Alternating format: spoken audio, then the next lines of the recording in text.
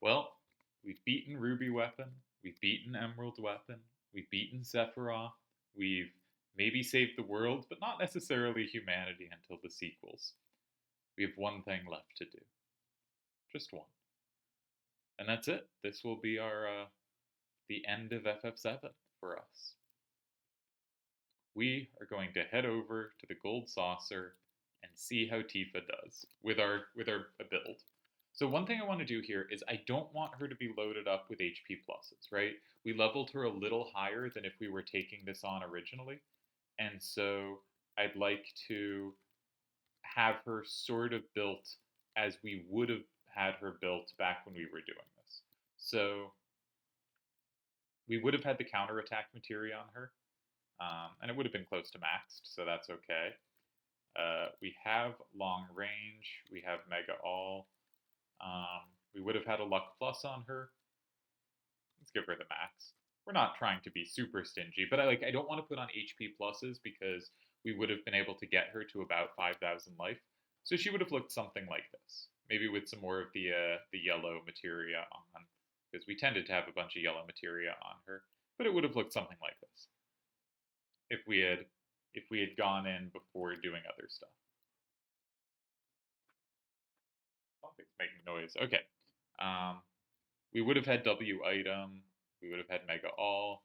Yeah, this looks.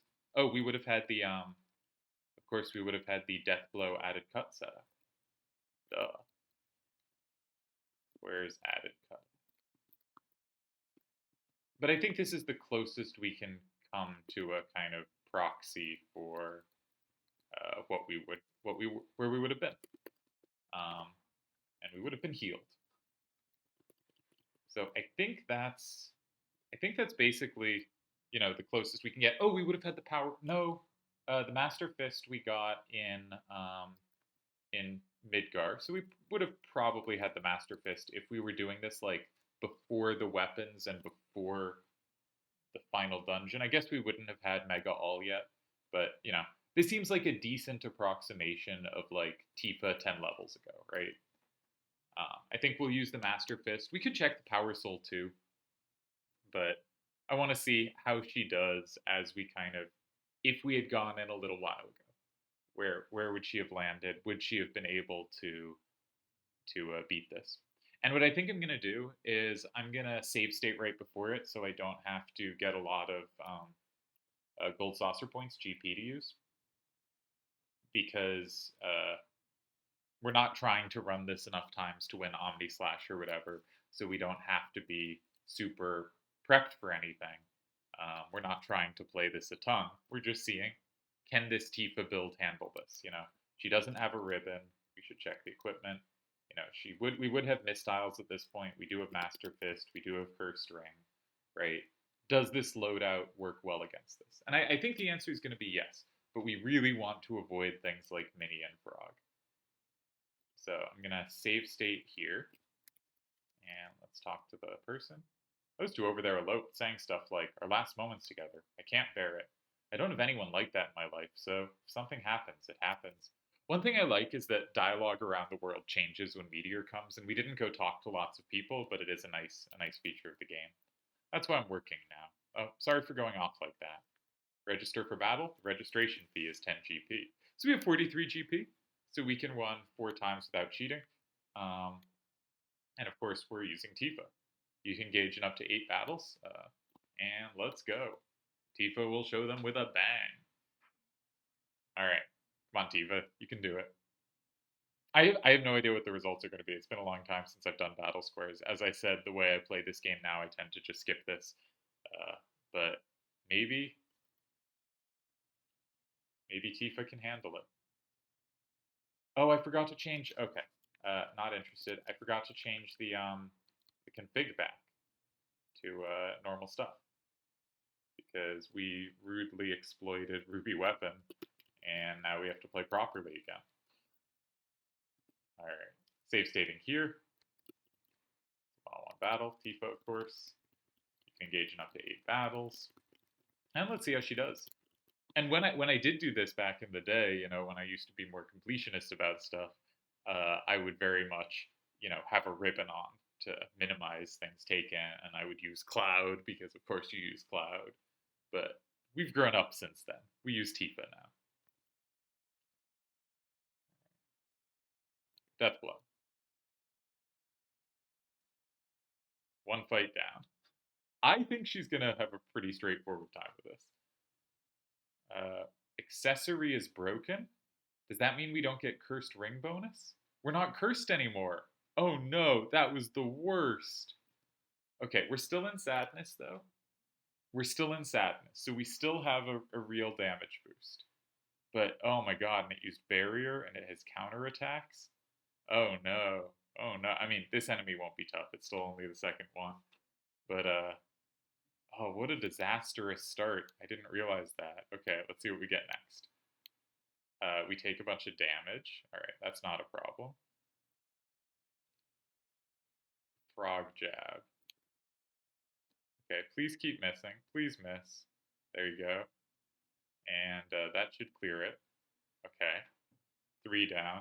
Man, losing the curse ring hurts. Okay, that's not going to get us points, but I'll take it. Oh. I was like, the accessory, that's not a big difference. That's just, but no. Our damage output, we went from doing, we're doing maybe 6, 7,000 a turn, and we were doing, 15,000. Half MP. Obviously, this does not hurt Tifa much.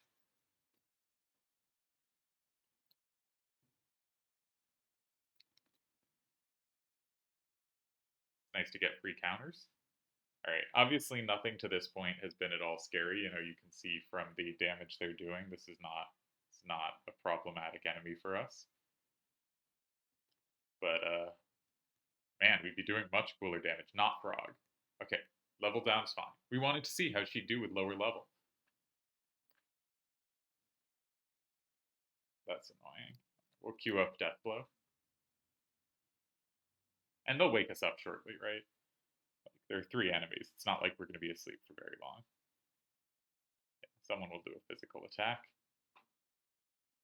And now we get our Death Blow. Oh, we left the sleeper alive. That's annoying. Okay, I'm going to hold confirm to try to attack as quickly as possible here. Oh, I thought that would kill it. I was trying to kill it before we went to sleep again. Okay, maybe this would be a good time to throw in a heal. I should have probably thrown dazers at the enemy, just so it wouldn't sleep me while I'm doing this. But, yeah, punished. Man, losing the curse ring there hurt. I should Death Blow here, this was dumb. But, thought it would kill. I mean, I thought the last one would kill. Poison. Okay, no, poison is good. Poison is good. Now we have a damage boost, right? Master Fist is gonna... So now we're gonna throw out Death Blow, and the damage of this should be pretty good here.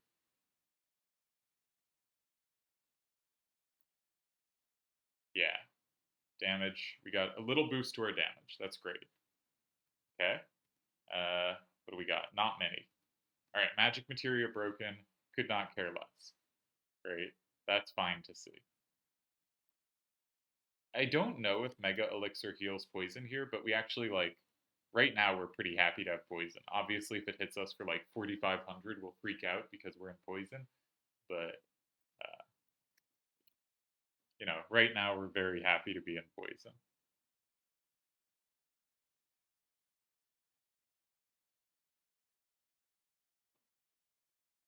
I haven't kept track of how many stages we've done. Did we just win? We just did the whole thing? Oh, this is...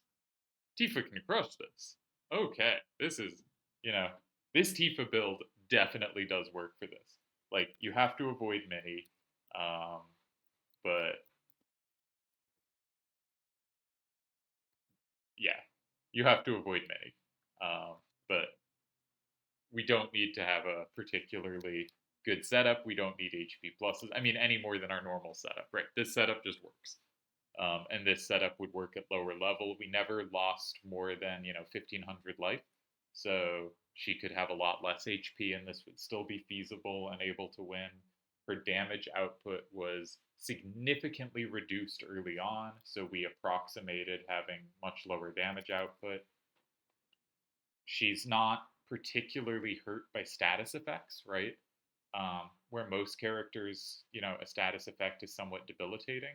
Unless it's like Minnie, she's going to get more powerful as enemies do stuff, as things like poison hit. So let's not get accessory or frog. Okay? Not ideal. This one we might not be able to do.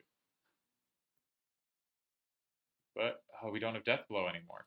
Can you heal this? I'm going to throw a dazers at the enemy just to see. But I think you cannot. I think you're locked in as a frog now. So this probably isn't one we can beat, right? But let's see what we can do. No, that damage is low. This is going to be such a pain to do. Okay, so if you get frogged, it doesn't work. We're going to cheat our way out of that and try again. I saved after the... I re-save stated after the first one because we did so well. But I think very clear any tifa of this build has a chance. The problem is she's not going to be as reliable as some because she doesn't have a ribbon on, so Frog and Minnie can just end the run, right? So not super reliable, but very capable of doing it, and possibly capable of doing this at lower levels than other characters, right? Because her damage output is so much higher, and if we don't, we want level down here.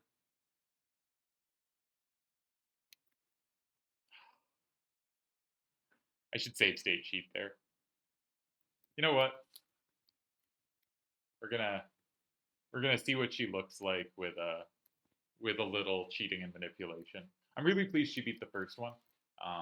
That second one, I think, maybe could get through just healing and doing 1,000 damage a time, but I'd get bored.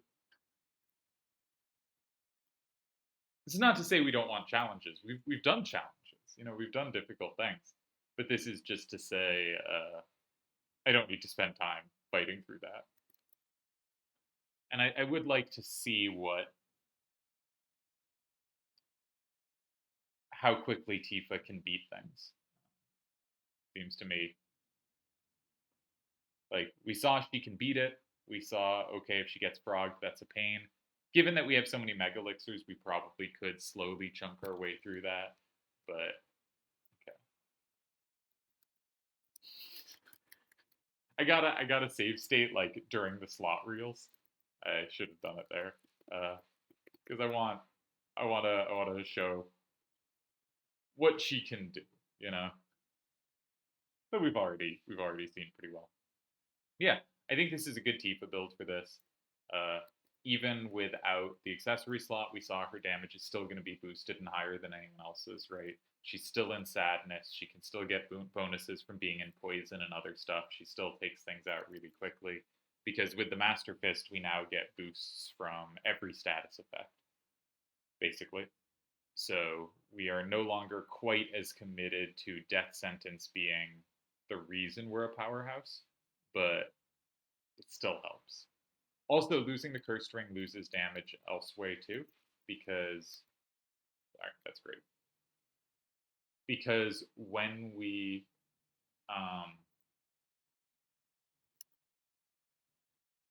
lose the Curse Ring, the Curse Ring gives a big hidden stat boost as well. So, right, all of this is fine. That's great. That's just what we want to see. These are actually some of the more annoying enemies, I think. I think they can do a bunch more damage than most things, but I don't actually remember. All right, nice to see them gone quickly. And let's not get Lucky 7. Okay, let's not get that. Level down again, great.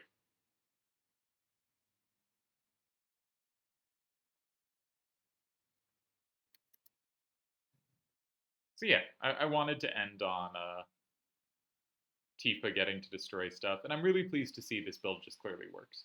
Like, she can just kill things within the 60 seconds. It is not a problem. And yeah, she can Wow, they survived a turn. These are the most powerful enemies.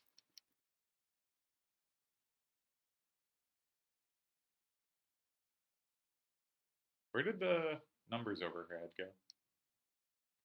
I'm confused. Okay, don't think this one matters too much. All right, broken weapon. Our damage output should be massively reduced. I mean, this one does matter. I was just curious what happens. Oh, broken weapon loses the status effect. No, we're going to cheat and go back. But what was happening with why don't we have the 60 seconds anymore? What here could have killed the 60 seconds? Nothing should have. Why don't we have a countdown? I don't think these count as the same fight, and if it does, we didn't run out. Something's going weird here. We should have death sentence right now, and we're not in death sentence, which might be why she's doing reduced damage. Not sure what's happening there, because we saw the first time death sentence stays between fights.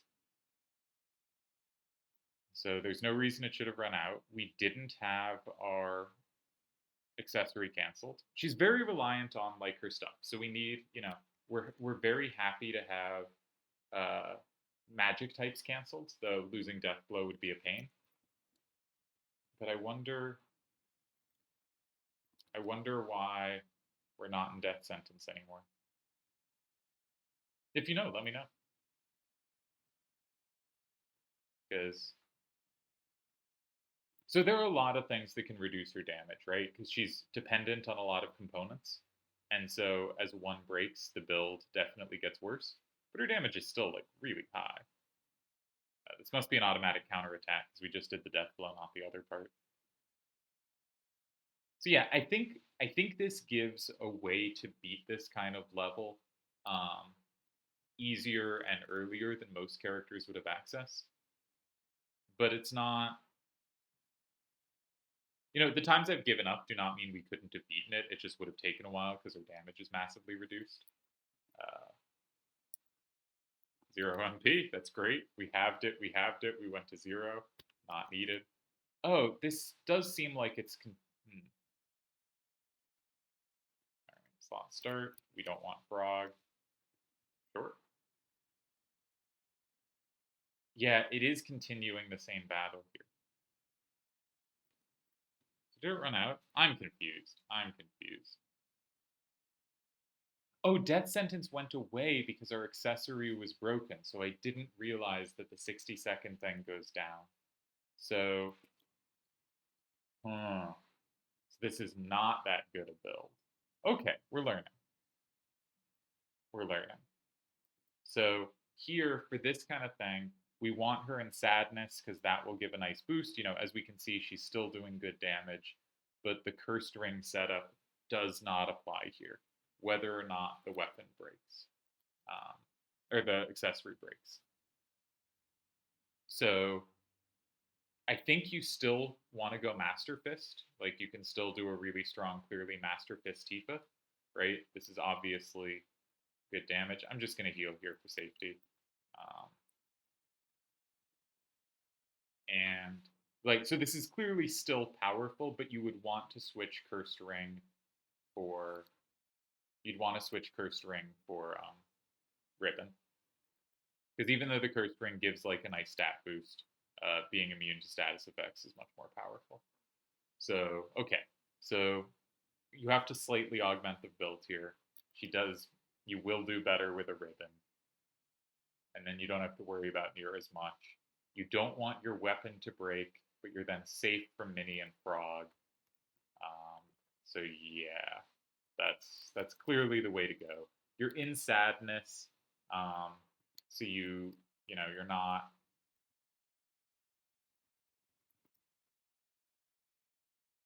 not totally protectionless, but yeah, this is probably how you have to do the build. Let's do one like this.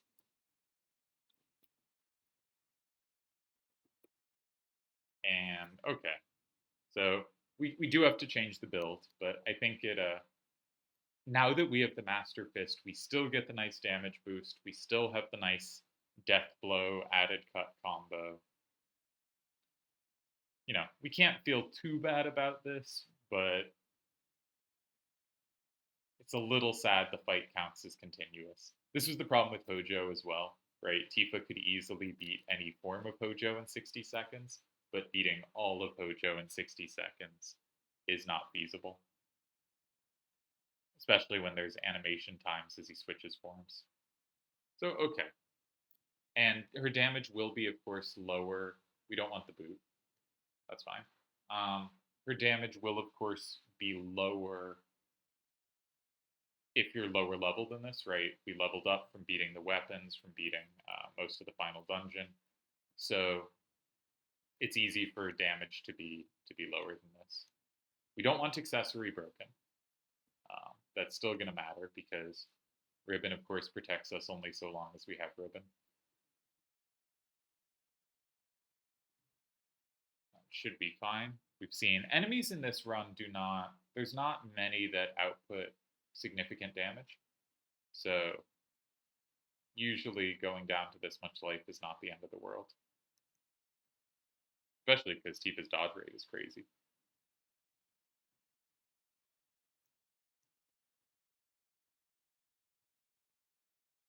We may want to heal. We may want to heal. I think we probably should use this fight to heal because fights get harder and you generally want to be in good position. We should be safe to any kind of status thing here because we still have ribbon up.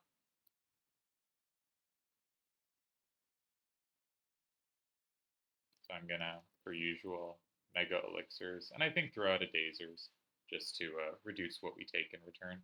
Probably should have hit the flyer thing because that's more likely to do a damage attack. Yeah, that was a slight mistake, but not the end of the world. We're gonna take a couple extra 100 damage or whatever. 300 whole damage.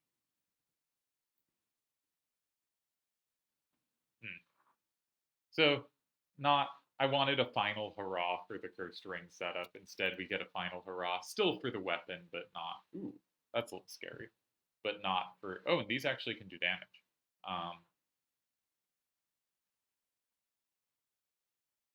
Or can they? Maybe they can't.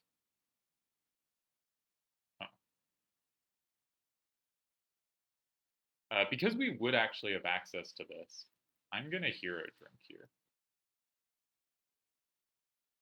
I guess we'll do it at the start of the next fight. Not the weapon. Alright, that's fine. And I'm gonna mega elixir and hero drink. Because we're a lot lower life than I'd like to be, right? And so I think something that reduces damage a bit would be nice to have on. And increases our output a bit. So just one hero drink. We're not trying to, go crazy here. But I'm a little bit worried here. Because we do now have very low life. All right, great, of course. Green, magic material broken. Excellent. Oh, Ghost Ship can just throw you out of the battle. So against Ghost Ship, like, the only thing to do is you just try to output damage before it kicks you out of the battle. It's very rude. You just have to hope you can output enough damage. But of course, Tifa is very good for outputting enough damage. So if you're doing like 1,000 or 2,000 a hit or something, it can take a little while to kill Ghost Ship. And if it just decides to be a dick, you lose, which is a pain. But I think that's what we use there is the build we should use for Tifa for this. We have 30,000 battle points. Let's see what we can buy. Would you like to exchange them? Sure. Next page. Anything exciting? Preemptive is a nice materia. Speed plus. Oh, we got Omni Slash. W Summon would have been useful against Ruby Weapon. You can combine Hades Weapon and Knights of the Round. Sorry, not Hades Weapon, but you combine Hades and Knights of the Round, and Hades puts on the stop and slow effects, or at least stop, I think, against Ruby Weapon, so it's nice to be able to include. But I'm kind of pleased we got Omni Slash. Wait, what? Oh, we don't have quite enough. Okay. So yeah, we'll do one more with our last 10 GP, and we'll have covered it. I do not want an explanation. All right. Kind of pleased, though, that we're going to be able to buy Omni Slash here. With, like, mild save scum cheating, but also, like, This build clearly can do it. It can do it pretty reliably. It doesn't take that long to do. We adjusted the build slightly. We go ribbon instead of cursed ring. You know, no final hurrah for cursed ring, but a final hurrah for Tifa nonetheless. And she clearly can beat this pretty reliably. If you have the W item glitch, you can heal and eventually do enough damage against most things, but her damage output remains out of this world. All right, not accessory. Cool.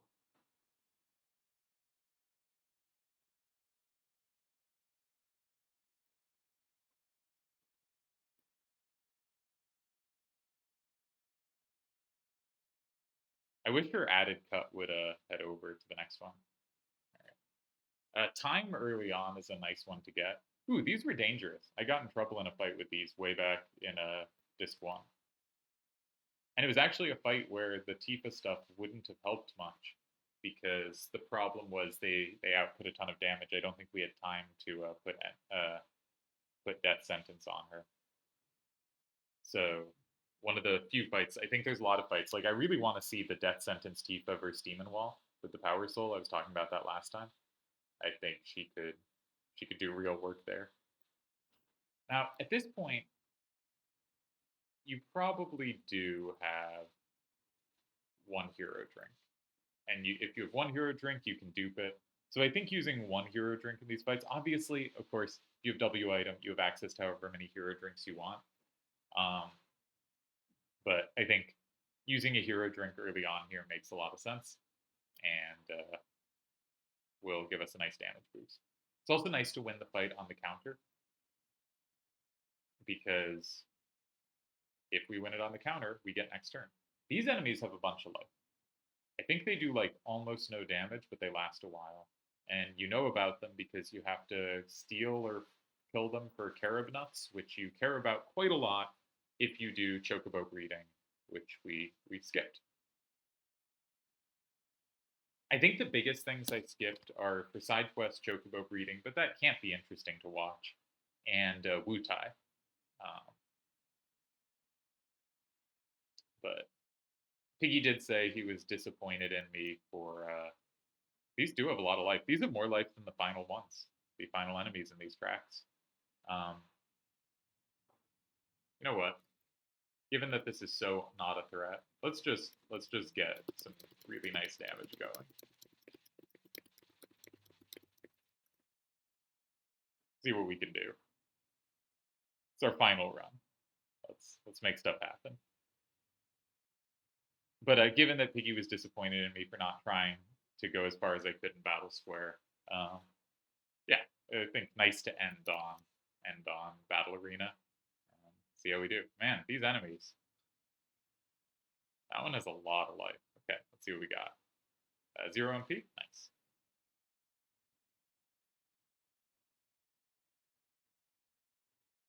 So Tifa's the best. We end with solo Tifa time. This does work. Actually, Crazy Claw would be kind of fun on her if she didn't have Ribbon and we had our normal setup, because she's basically just attacking anyway, and that would up her damage quite a lot. Not Frog. Actually, no, Frog's fine, right? We put on a Ribbon now. But if we could be Berserked, that would actually maybe help her sweep, and it would be kind of fun to watch on the traditional cursed ring setup. But sadly, the game has pushed us off it. We're getting a lot of level downs this run. Yeah, Malboro, a problem if you don't have Ribbon potentially, but actually that's not a problem either way. And we are very happy to take Get Poisoned, right? Such a nice boost. Ghost Ship again. Don't be a dick.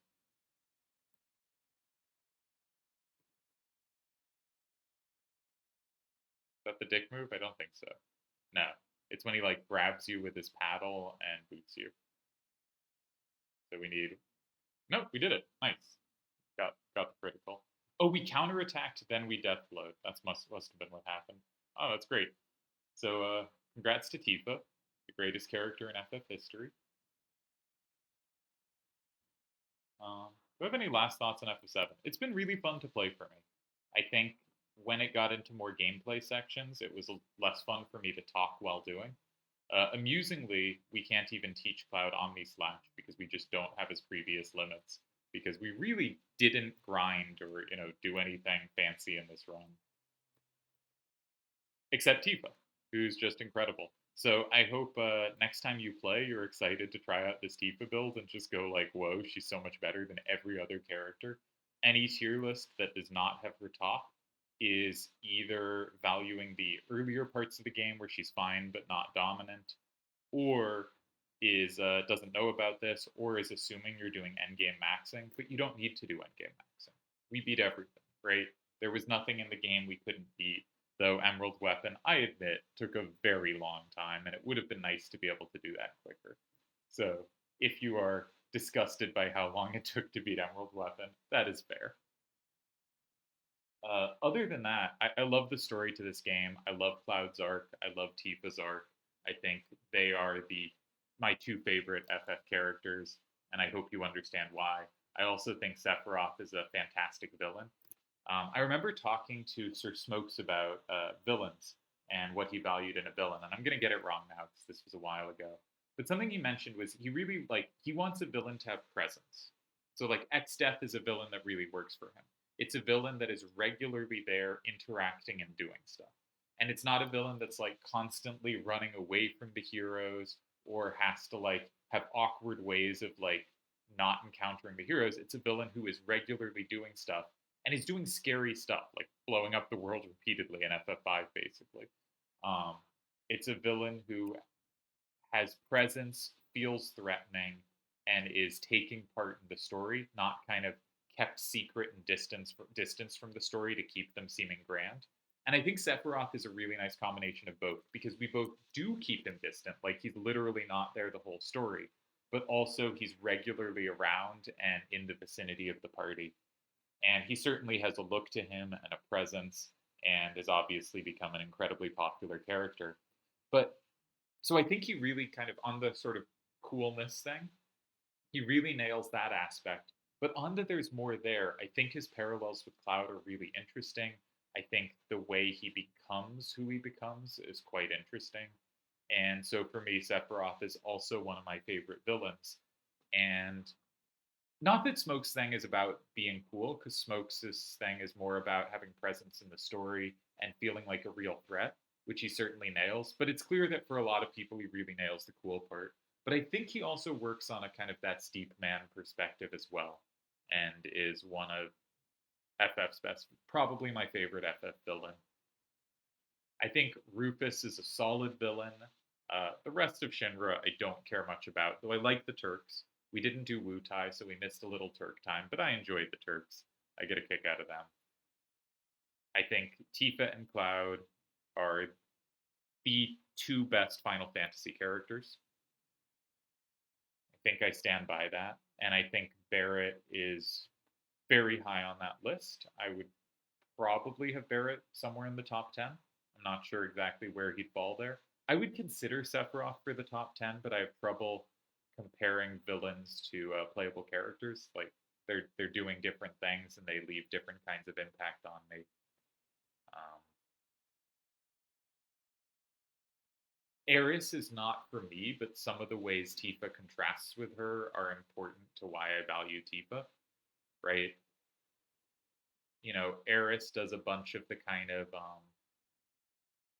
just don't say this in front of her, immediately says it in front of Tifa, right? That kind of seems, let's say, rude, right? And Tifa, like one of her last lines in the game, in fact, it might be her last, it probably is her last line in the game, is saying to Cloud, yeah, let's go see her. So you have a pretty strong contrast there. And I think her as a contrast to Tifa, and part of why I like Tifa so much, is important. Similarly, I think Kate Sith's fake, unimportant death as a contrast to Eris's real death hits pretty hard and does pretty well. I think Eris walking away from us, and then when we finally catch up to her, she dies, versus Cloud walking away, and Tifa is able to catch up to him and they're able to figure things out together. I think that's a really strong contrast. I think the game has a lot of stuff like that built in that you might not notice and isn't that big a part, but works really well and is part of why FF7 is such an incredible game. I really like the portion of exploring Cloud's past. I think that's all really excellent. The game starts with just such a good Midgar sequence as well, sets the stakes in the world up really, really strongly, as well as having like good mixes of gameplay versus story. Just that part really flows well. Yeah.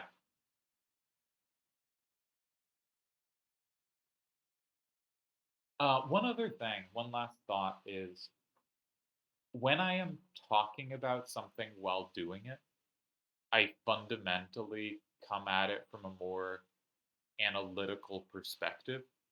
And it's not really, I really wanted to get down my thoughts while playing FF7 and just have them down and there for me to look back at. But I think it's interesting, for me at least, because they didn't come across the same way they kind of work in my head when I'm just playing. Right? When I'm playing the game, I am more in the world.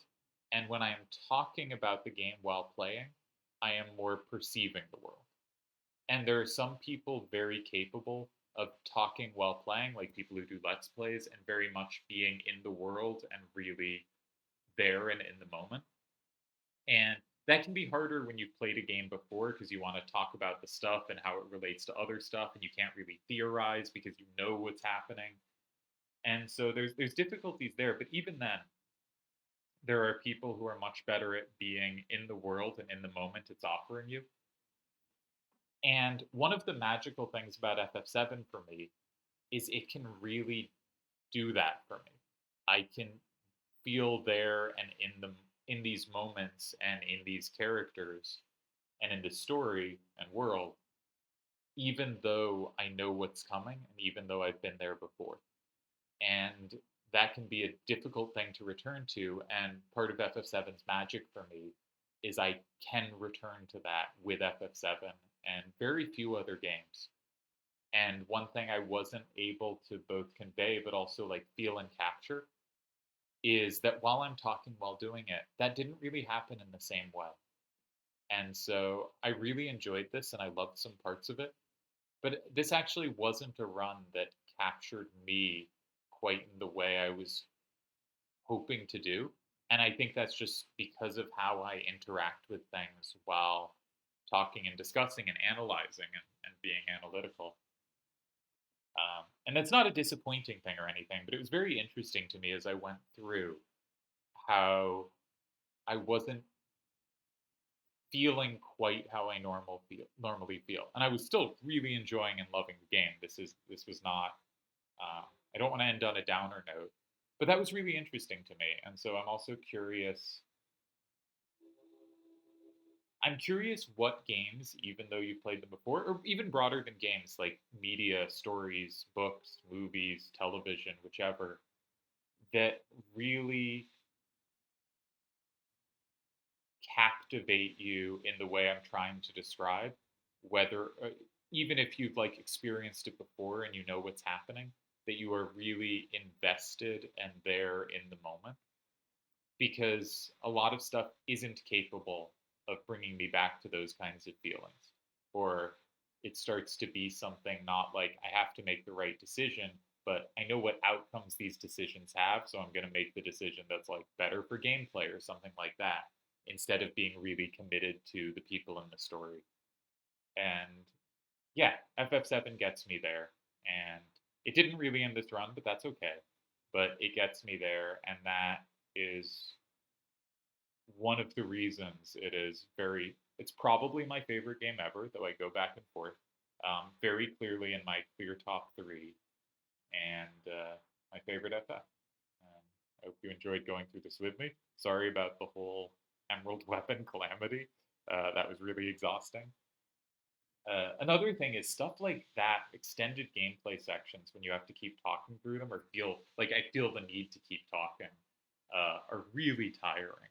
while story where stuff is happening goes so well. And most of this game is paced really well for that to not be a problem. But a few parts dragged a bit there. Yeah. Is there anything else I need to say about FF7? Tifa's the best. Cloud is also the best. Who's my fifth favorite character? I think it goes Cloud and Tifa. We can switch the order. After one of the runs where I do Tifa like this, it's hard for me not to say Tifa. I probably lean. My brain wants to go Cloud. My heart wants to go Tifa. So I tend to go with the brain in those situations. But those are my top two, and my top two FF characters. Um, Sephiroth and Barrett both have a chance to be in my top 10. I'm not sure where they fall, but pretty sure both end up in my top 10 FF characters. Who's fifth? Who's fifth from FF7? It's not Vincent. Never been a Vincent guy. The appeal there doesn't land for me. It's not Yuffie. I enjoy Yuffie. I think she's fun. Not an important character. It's not Red 13. I like Red 13. I think he's a good character. It's not Eris. Is it Sid? Sid has some crummy moments, but he's also cheerful, and I really enjoy when he takes charge and his attitude towards that. But it feels like it shouldn't be enough. It's not Kate Sith. I feel like I've just eliminated everyone now. I have to start over. Okay, so it's probably Sid or Red. Unless I'm just blanking on someone's existence. But I don't think I am. So I think there's a big four for me of FF7 characters, and I would understand that for other people there's a big five because many people love Eris. So I think FF7 is a big five, and then they have good supporting characters. Red and Sid are really strong. Vincent works for a lot of people. Yuffie is fun. Kate Sith sucks. But that's a pretty good cast, and having four for me, maybe five for you, really really standout characters is quite a big deal. Like, if we say we say Barrett is the weakest of those four, it's probably Sephiroth, but Barrett is an easier character to compare to because most characters that we fall in love with are playable characters. Like, how many FF8 characters do I like more than Barrett? How many FF9 characters? How many FF10 characters? I think for FF9, it's one. It's Vivi. We all love Vivi. Um, there are others I like, but I think I like Barrett more than anyone from FF9 besides Vivi. If we look at FF10, I'm a big like Waka and Riku guy. I think those are some of the most interesting and fun characters in that game, and they clearly have the some of the more interesting personal arcs. I'm not sure. Uh, I might have both of them above Barrett, but it's pretty close. I also like, I mean, I used to like Orin a lot more, but I like Orin a lot still. I think Orin's a very successful character. So, Barrett versus any of those three, I think I could go either way. I think I have them all pretty close. So, maybe FF10 is three characters better than Barrett, maybe it is zero, but they're all pretty close. Let's be generous to FF10. Let's say three. So, three from FF10, one from FF9. Um, one or two from FF8. Again, let's be generous to FF8. So say two from FF8. Um, let's also say Sephiroth's ahead of him. So that's three from seven, two from eight, one from nine, three from 10. That has him 10th place. We haven't talked about other FFs, but other FFs tend not to have characters I love. Maybe Celis from FF6 is ahead of him. She's up there. I love FF Tactics, but I would be hard pressed to claim any of the individual characters. I think there are some dynamics that are really interesting, but I don't think anyone from FF Tactics is up there. FF12 certainly not. I think Balthier's the best character in FF12, and yeah, he's fine. FF13 no. FF10 2 no. FF5 everyone's very likable, but no, I wouldn't have anyone close to Barrett. FF4 certainly not. That game's writing is just not what people think it is. No one in FF1, 2, or 3. Weird note to end on. But I guess my point is, even if anyone who I think is in conversation with Barrett, I place them all ahead of him. I have him as the 11th best FF character, right? And he's the 4th best in FF7, or the 3rd best, you know? But again, I'm saying anyone who's close, so I'm putting Sephiroth ahead of him there. So, like, that's a really strong roster, for my taste at least, where, you know, you have the top two in the whole series, and your third and fourth best are just about top 10. Maybe not firmly in the top 10, but very much in that class of characters. That's a lot of interesting people to be playing with, and an interesting story to experience them through. So yeah, okay, we'll call it here. This thus has ended FF7, and Tifa's the best. All hail Tifa.